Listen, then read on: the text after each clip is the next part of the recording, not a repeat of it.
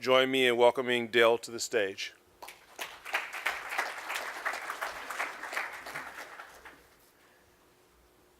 Thank you. It's a privilege and honor to be here. I'm with the Bauer School of Business, Supply Chain Management. We've got Gartner ranks us 19th nationally, our undergraduate supply chain program. Got both a master's and PhD programs in supply chain as well. I'm honored to have a very respected panel here next to me.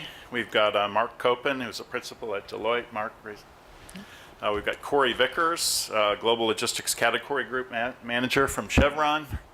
And last but not least, Balaji Ramakrishnan. He's Director of Procurement and Supply Chain at British Petroleum. All these gentlemen have been involved in a number of blockchain projects and implementations, and hopefully they're here to share their perspectives on some of the things that they've worked on, successes, what they've learned along the way, and maybe some idea where some of the potential might be going forward. So my first question to these gentlemen, we can start here with Mark and go down the aisle.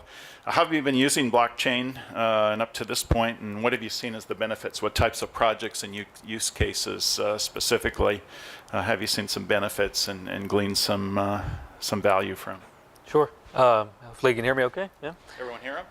So at least from Deloitte's standpoint, we've done about 300 plus different blockchain projects, a lot of which is proof of concepts, a lot of testing it, a lot of rolling it out. We've seen variations between organizations of companies that are technologies trying to stand it up, looking at their use cases and putting it forward, others just internally.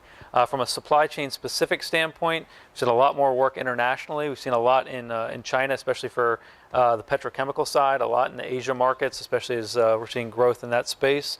So taking a lot of that forward, as well as a lot in the food safety side internationally. I'd say in the U.S. we're lagging behind a good bit in terms of where we're seeing a lot of the actual projects and things moving forward.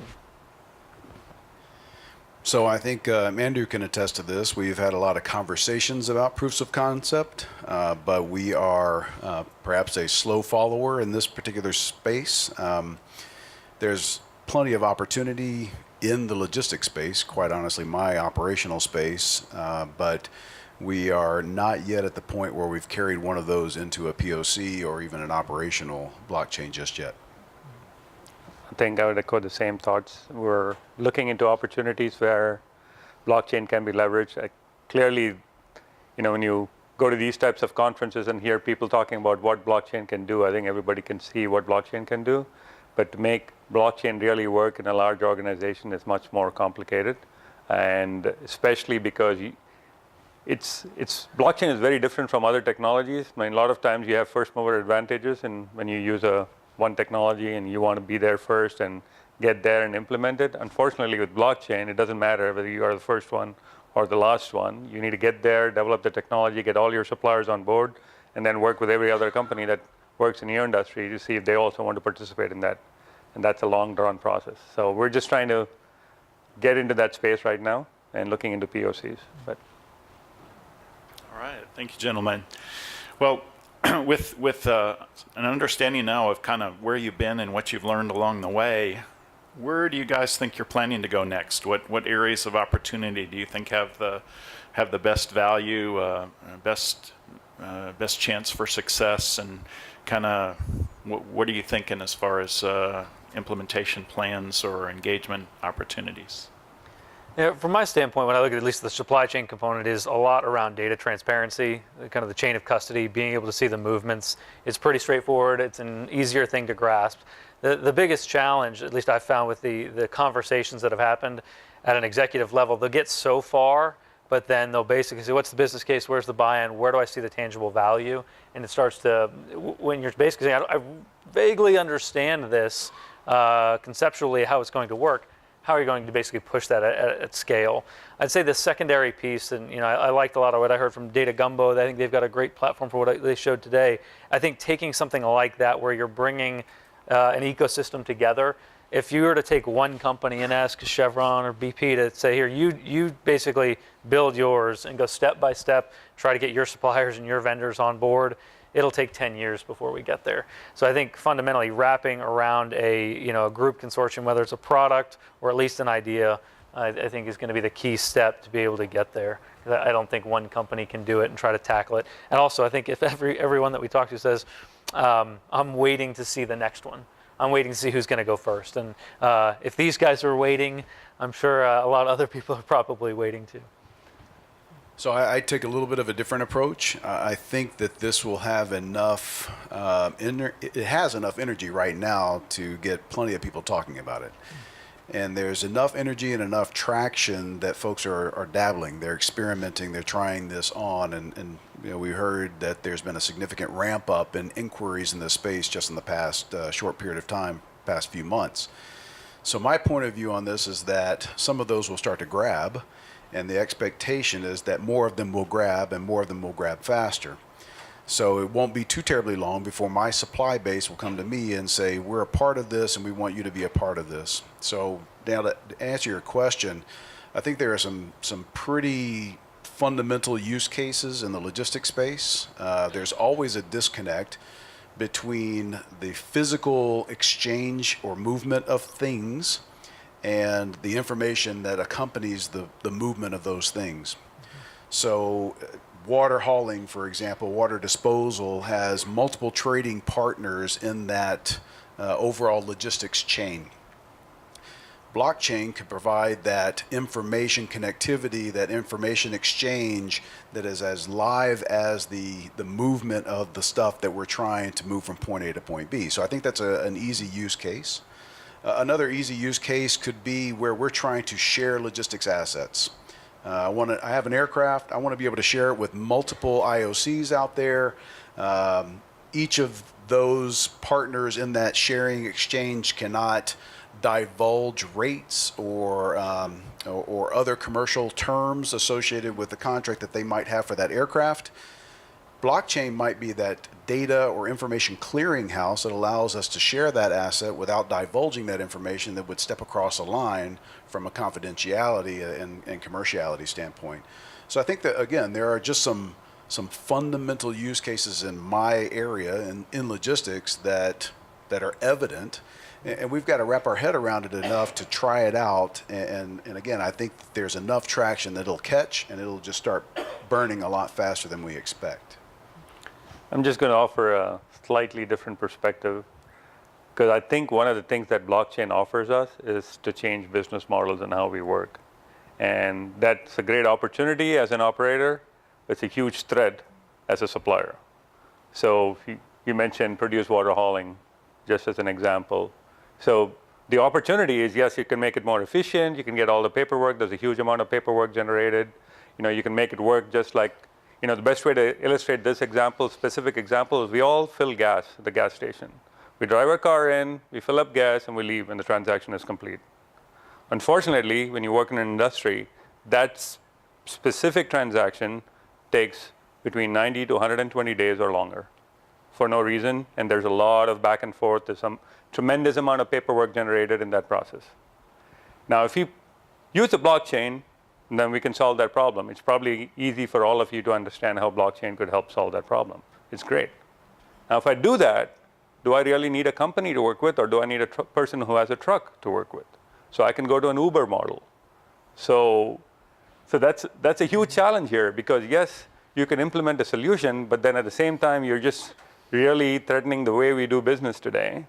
So what all challenges will we face along the way in getting people to understand that? So blockchain has huge opportunities, but also throws a lot of challenges, like what Uber and Airbnb and everybody else has done.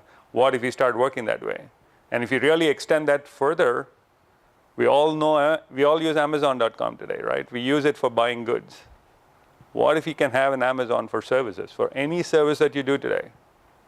How can you use blockchain and have an Amazon for services? So I'll leave it at that. All right. So obviously, all these gentlemen have got a lot of challenges facing their industries right now. Challenges in managing supply, the financial aspects of managing their business, compliance issues, global trade issues, logistics was mentioned, et cetera, et cetera. You know, in talking with them, I've heard about growth in Asia, price pressure trends, a lot of companies being driven to be more and more efficient, a lot of industry consolidation going on, logistics problems offshore, things like that. What are your gentlemen's thoughts on, you know, where blockchain might be a good fit in some of these big business issues and problems that you're faced with right now?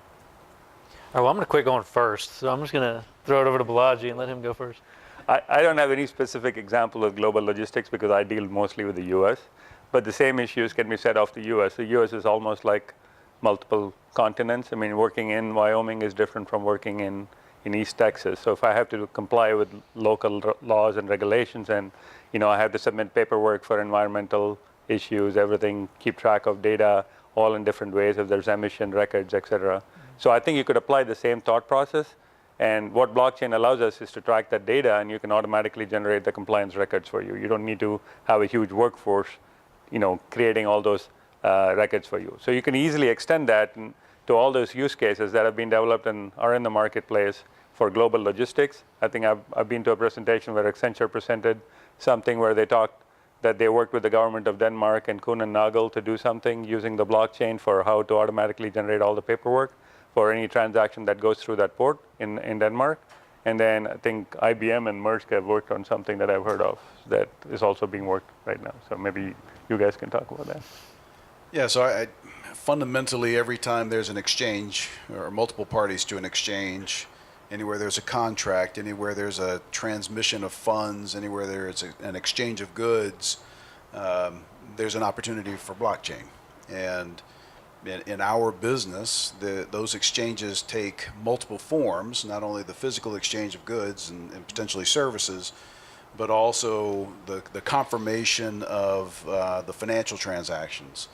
The confirmation that we're doing it in a safe manner, in a compliant manner, that we're adhering to the law.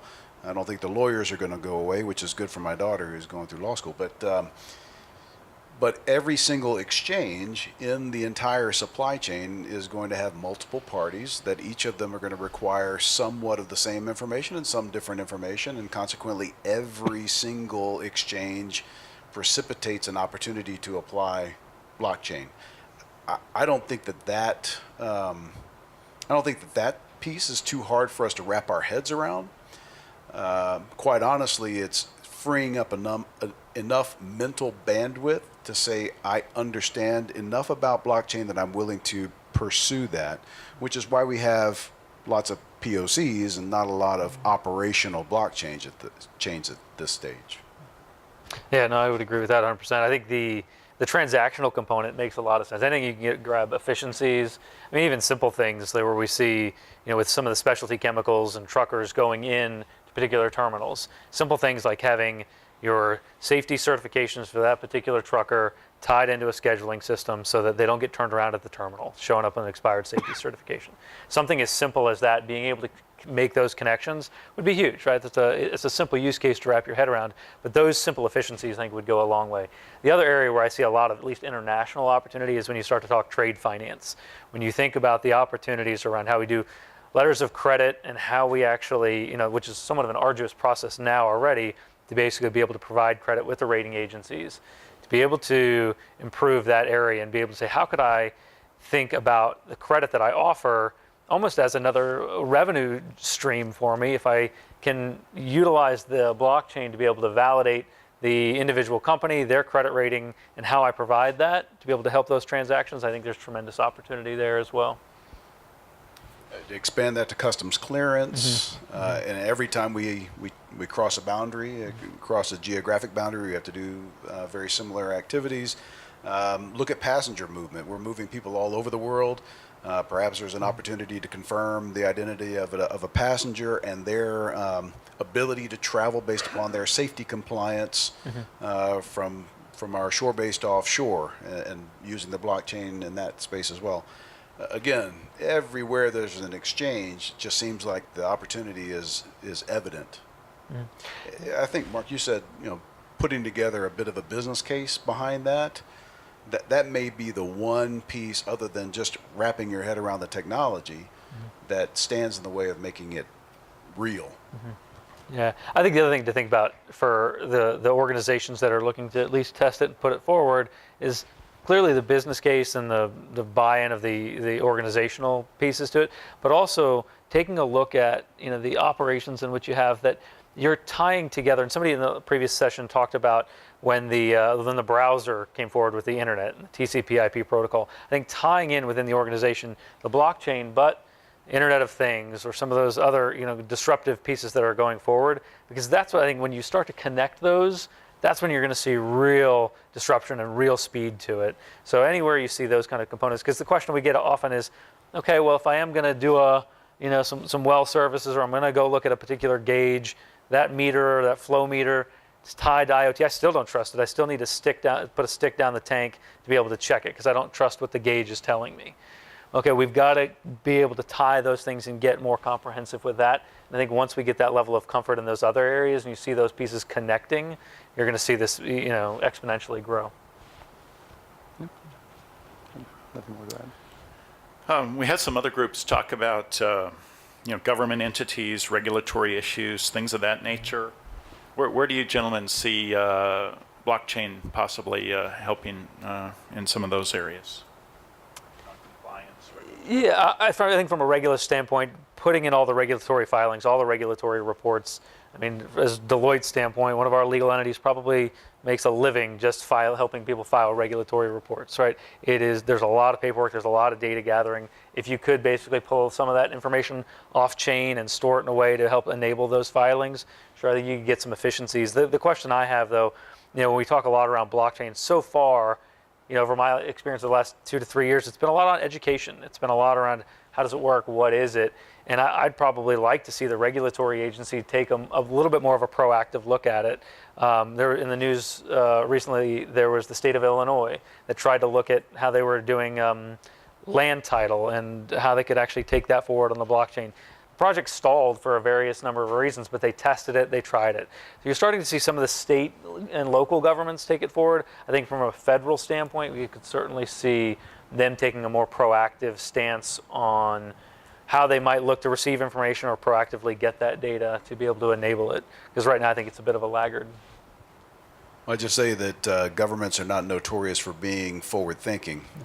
There are some notable exceptions to that, but to Balaji's point, blockchain has the possibility of disrupting an ecosystem, essentially replacing the need for 1,000 government employees to process paperwork.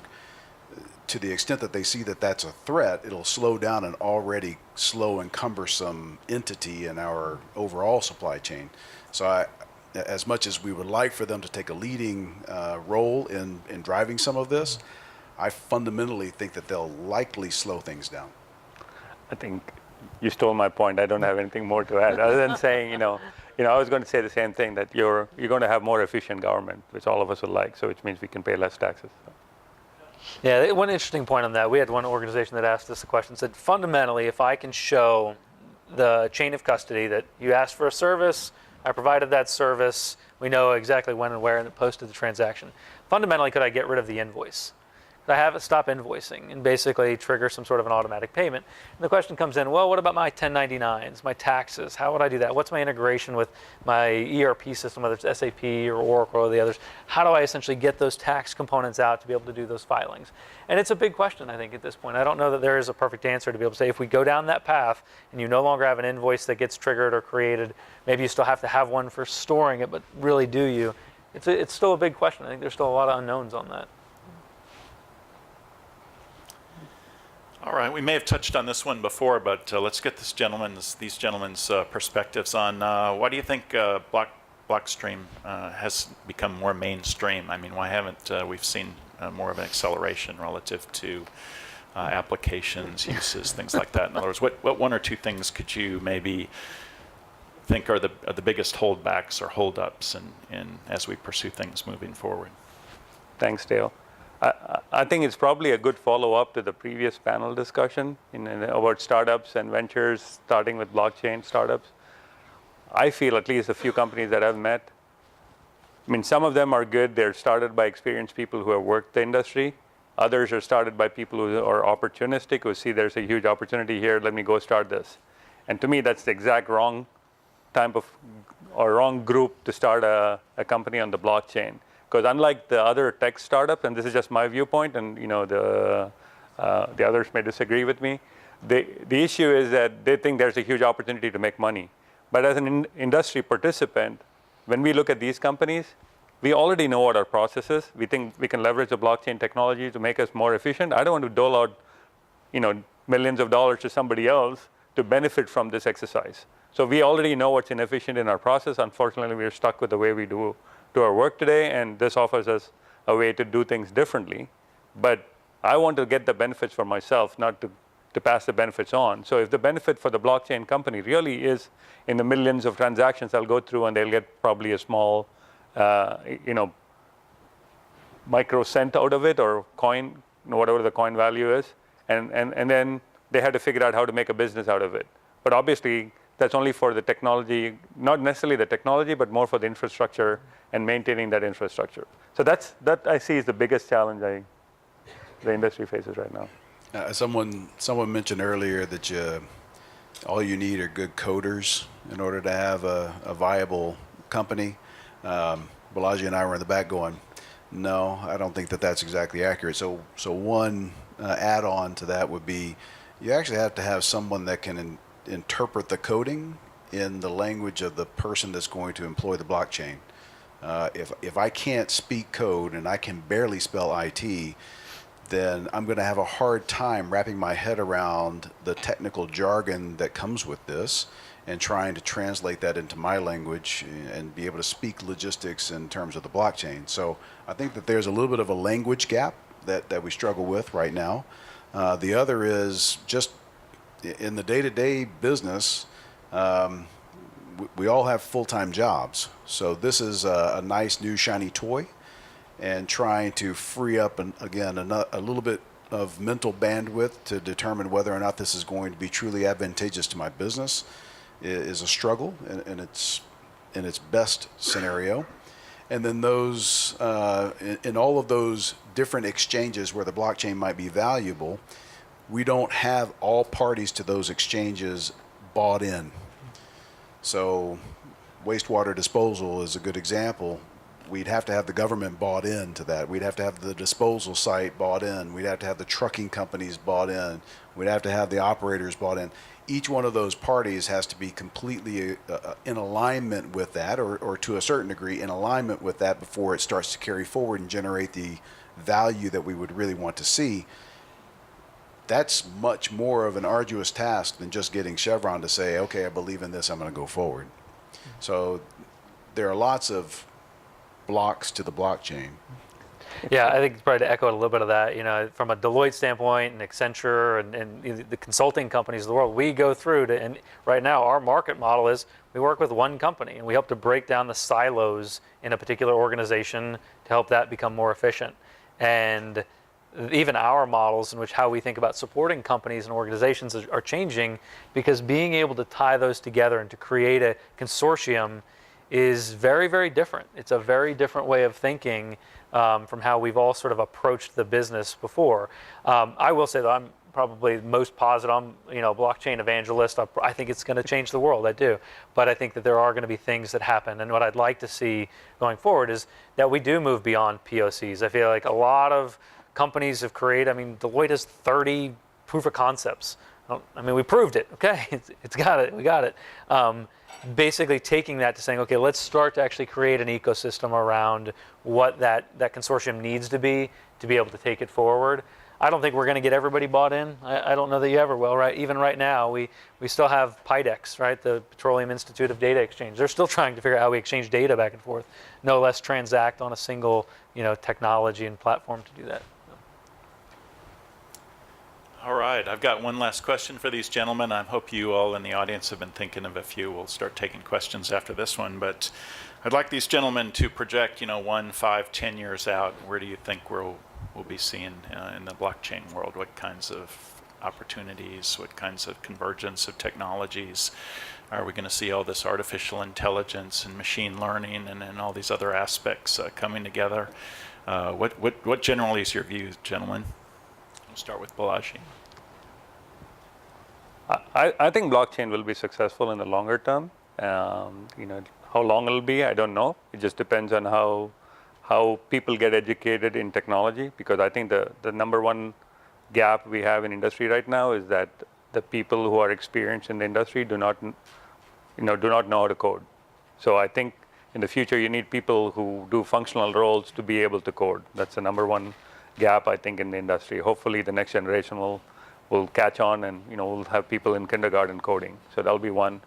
The second piece I really think for adoption of something like blockchain is, I think people need it. I'll use an example to illustrate my point. I think probably many of you have heard of this term RPA, or robotic process automation. In my mind, that's an Excel macro. And that is, to me, yes, you want to become more efficient, but that is using your existing process and trying to become more efficient. You need to think about how do you do business differently. So when you talk about blockchain, if it's not really transforming how you work today, then you're on the wrong track, because that's not, you need to be at least be 10x better than where you are. Then you can easily pull in the people who are naysayers right now to come and jump in and say, yes, I want to work that way, because if I don't, I can't be in the market anymore, because I'm not going to be in business. So I think that's what will make blockchain successful, is when those use cases develop into those 10x models. So when Data Gumbo comes up with something that 3 companies use and they're going to become much more successful than everybody else, then everybody will jump on the bandwagon. But till you can prove that point, it's not going to happen. I'd say in 5 years we'll learn about blockchain. We'll learn how to connect IoT, machine learning. We'll really learn how to utilize. We'll go from POCs into operational blockchains. I think that's the short range. That's 5 years. 10 years, I could feasibly see it becoming the replacement to TCP/IP. I think that becomes the underpinning for the exchange of information on the global scale. I think that's very feasible, especially at the rate that we're moving and learning at this stage.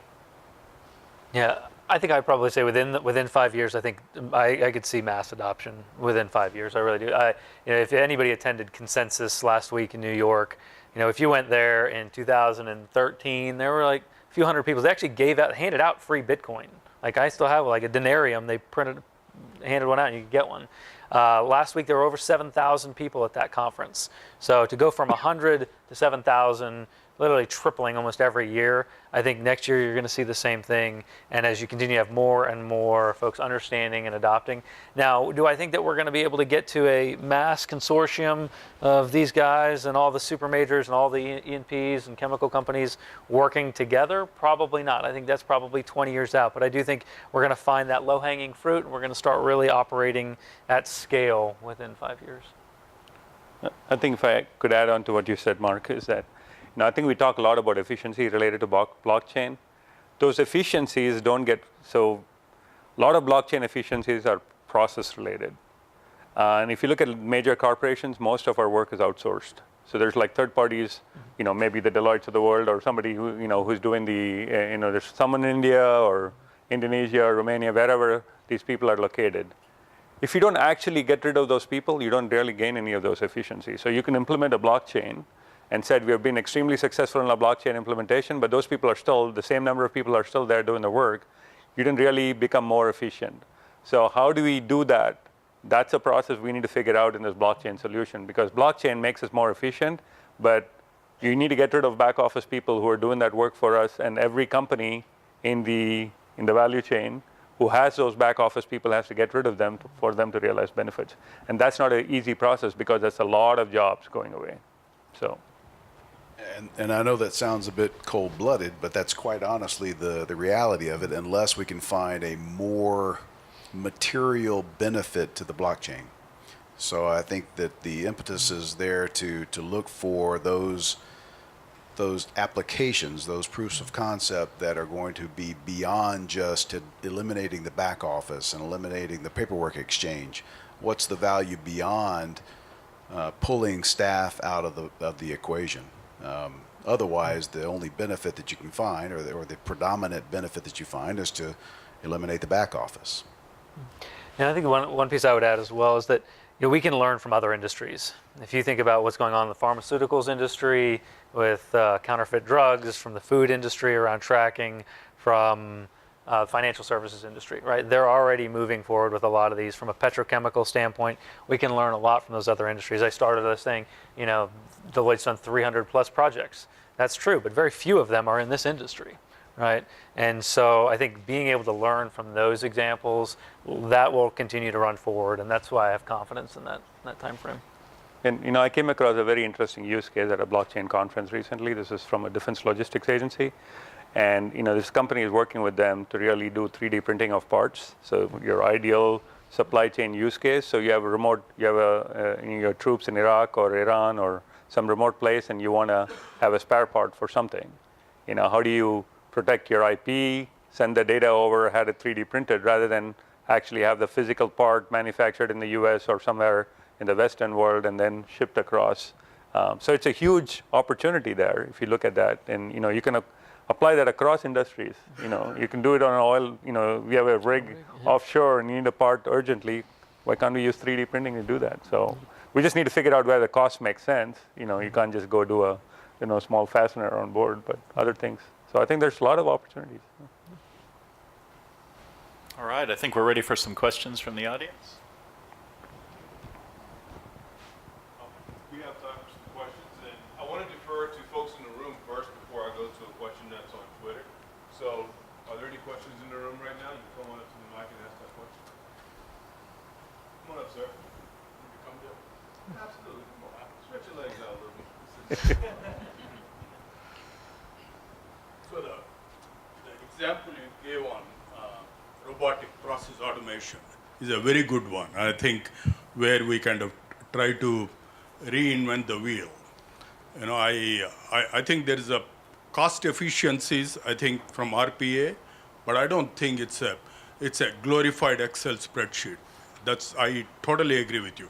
But on the other hand, I think this blockchain, from my viewpoint, I think what I'm seeing is that auditability, governance, compliance, those are the areas wherever there are use cases.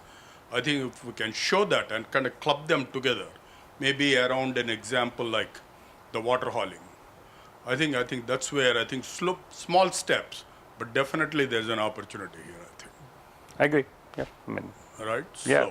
So, I would agree. Can you pick one or two that you can tell us what use cases that you would say, just focus on just one? What would that be? Yeah, I have one that I would take. I think, especially in this industry, is the joint interest side. We do a lot of joint interest accounting, joint interest billing. You think about the complexity around the joint interest of what we do. That's a good one. I think that you could easily see how being able to take what data needs to be shared on the blockchain, what doesn't need to be off-chain, and helping to remove, we were talking earlier around the JIB audit, joint interest billing audit, of all the documents and piles of documents that have to be validated. If at one point in time you say, hey, I don't trust that JIB that you sent me, I don't trust that bill, let me see everything else that backs that up. Boy, if I could have a way to kind of create a digitized version of those documents and then what information needs to tie in and out, I think would be a tremendously good use case as well. And even the joint interest projects that get started, how those are basically, the projects are set up, how the business cases are run, I could see opportunity there. Thank you. I think we are brainstorming lots of different ideas. I'll give you a very interesting one, again, from a supply chain perspective. So we all use vendors, right? We all use a number of different vendors. And when we go home, we use Yelp. You want to pick a restaurant, you go use Yelp, you know exactly the history of the restaurant, you have feedback from everybody else. Could we use blockchain to create a Yelp for contractors? I'll leave it at that. So, And I mentioned earlier sharing logistics assets. So sharing equipment, sharing vessels, sharing trucks, sharing aircraft, to the extent that that becomes more of a sharing economy for large pieces of kit that we use in the oil and gas business. Blockchain could enable a lot of that exchange of data in such a way that protects the confidentiality that needs to be protected, and yet affords us the opportunity to get into things, arrangements with our business partners and other IOCs that are beneficial across the board.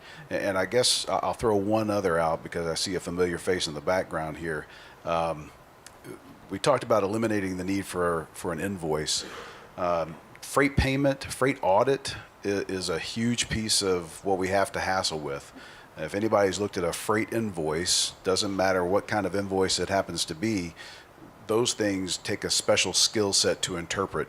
To the extent that we can apply the blockchain in any kind of freight transaction, we could eliminate the need for an invoice. We could eliminate the need necessarily for a physical proof of delivery. We could eliminate the need for a lot of that exchange of paperwork and go straight to payment based upon negotiated terms of settlement with our suppliers, which feasibly could be beneficial for cash flow on either side of that equation. So I think that's a fundamental use case in my space that has great advantages for all parties. And I guess the only thing I'll ask everyone to think about is we only think about it from a logistics standpoint. But why logistics? Why can't it be for anything we do? Because we all get paid. We don't have to submit an invoice to get paid unless you're a consultant or something like that. But, sorry, Mark. Because logistics is so important.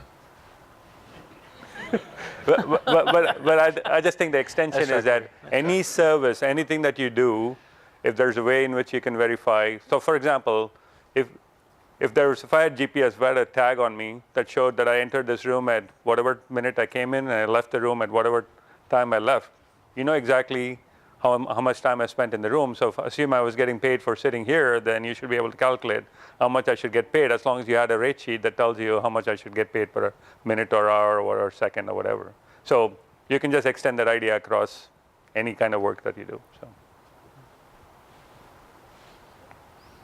What other questions do we have in the room? Still have some time.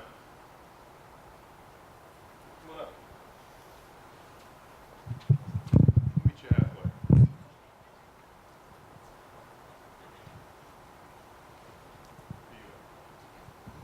So I was wondering, what kind of return on investment would you need? And I know it sounds like there's some shortage of resources and maybe mental bandwidth right now, but what kind of benefits case would you like to see in order to try this out yourselves internally too? I'll just say in the near term, as we're learning, there's really not necessarily a return on investment that we have to have. We don't have to have an immediate return on investment to learn, at least for our company. There are some threshold equations that we use that I quite honestly can't talk about in this room that allow us to prioritize our investments. So there is a clear threshold that we would have to achieve in any kind of value case before we could move something forward into an operational scenario. And I wish I could disclose it, but I couldn't do that and stay employed. So from a blockchain perspective, I think the value case is usually very evident in terms of the efficiencies that you can generate. But really, I think the way you demonstrate value is the fact that now you can think about working in totally different ways in the future, which is easily explainable to people. So if I explain the Uber model to somebody, I don't need to spend hours explaining what Uber is because everybody uses Uber, when they get off work. So that's what helps us sell it internally within the organizations. So the benefit case, doesn't have to be great initially when you're trying the POC, but then you need to figure out how long is it going to take you to bring all those different suppliers on. And then is that enough to just get your suppliers? Because I need to get Chevron on or Exxon on or, the next, the 100 other oil and gas operators, because they all use the same suppliers. And that's what makes this a little more difficult. It's not easy. And that's where companies like Data Gumbo may help because they have the interface to help blend all these companies to work together to do that. So that's where they may add value. And I think I would add as well is that within the benefits case to it is a lot of times you'll hear, well, I can do that today. I have a database or I have distributed ledgers. I can do that today. And I think being able to translate, either whether or not you do it drastically different and you completely change the process, or if you're changing something that says, yeah, you could write a letter, 50 years ago. And you said, oh, well, email, you can write a letter. okay, yeah, I could do that today. I could, but you think about the speed and the time, and you know, okay, that email doesn't even translate to writing a letter, right? Because of the way in which we communicate is back and forth so fast, and the different ways to think about it like that. So I think being able to break that down and really sharing, like, this is more so what you're going to get. The other tangible benefits of saying, yeah, you wrote one letter a month. Now you write one a minute, and think about how that might work. So I think being able to translate that, because telling somebody, oh, you can write more letters 50 years ago, they'd be, why would I ever want to do that, right? So it's just a completely new way of communicating. I think breaking that down for the specific business problem is what's going to win the day on the benefits case. And that's all we have time for today, gentlemen. Thank you for sharing your expertise and your time. Let's give the gentleman a Thank you. round of applause.